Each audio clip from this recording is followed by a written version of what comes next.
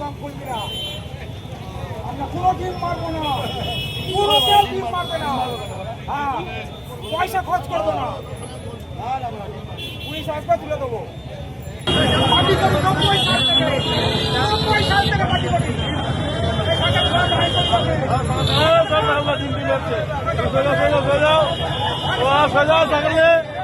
এই সব ফাঁকা করো, ফাঁকা করো, ফাঁকা করো।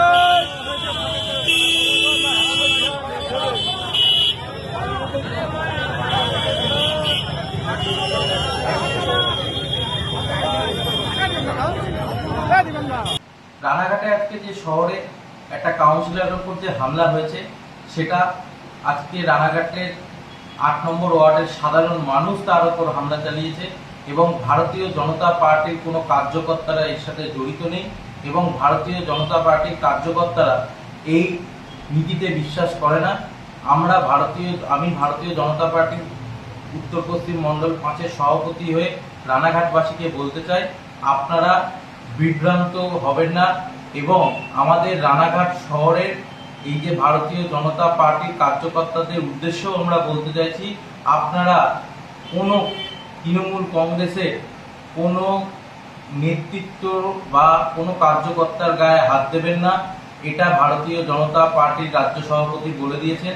সেই নির্দেশ অমান্য করলে দলের পক্ষ থেকে কঠিন থেকে কঠিনতম শাস্তি দেওয়া হবে এবং পুলিশ প্রশাসন আছে, আইনিভাবে যে কোনো মানুষ যদি কিছু করে থাকে আইনের দ্বারস্থ হন, এটুকুই আমি বলব। ধন্যবাদ।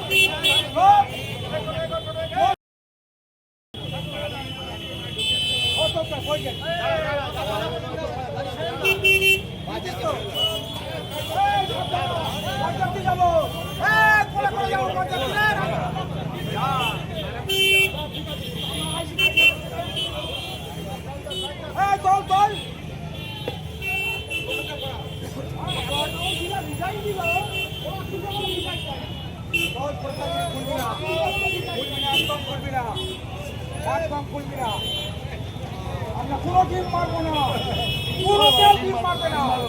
হ্যাঁ, পয়সা খরচ করবো না, পুলিশ আসবে তুলে দেবো। পার্টি করি 90 সাল থেকে পার্টি করি।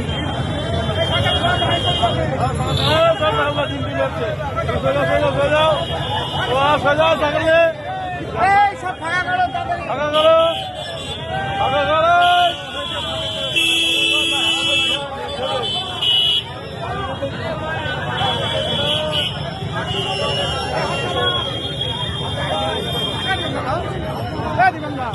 রানাঘাটে আজকে যে শহরে একটা কাউন্সিলরের উপর যে হামলা হয়েছে সেটা আজকে রানাঘাটের ৮ নম্বর ওয়ার্ডের সাধারণ মানুষ তার উপর হামলা চালিয়েছে এবং ভারতীয় জনতা পার্টির কোনো কার্যকর্তারা এর সাথে জড়িত নেই এবং ভারতীয় জনতা পার্টির কার্যকর্তারা এই নীতিতে বিশ্বাস করে না। আমি ভারতীয় জনতা পার্টির উত্তর পশ্চিম মণ্ডল ৫-এর সভাপতি হয়ে রানাঘাটবাসীকে বলতে চাই, আপনারা বিভ্রান্ত হবেন না এবং আমাদের রানাঘাট শহরের এই যে ভারতীয় জনতা পার্টির কার্যকর্তাদের উদ্দেশ্যেও আমরা বলতে চাইছি, আপনারা কোনো তৃণমূল কংগ্রেসের কোনো নেতৃত্ব বা কোনো কার্যকর্তার গায়ে হাত দেবেন না। এটা ভারতীয় জনতা পার্টির রাজ্য সভাপতি বলে দিয়েছেন। সেই নির্দেশ অমান্য করলে দলের পক্ষ থেকে কঠিন থেকে কঠিনতম শাস্তি দেওয়া হবে এবং পুলিশ প্রশাসন আছে, আইনিভাবে যে কোনো মানুষ যদি কিছু করে থাকে আইনের দ্বারস্থ হন, এটুকুই আমি বলব। ধন্যবাদ।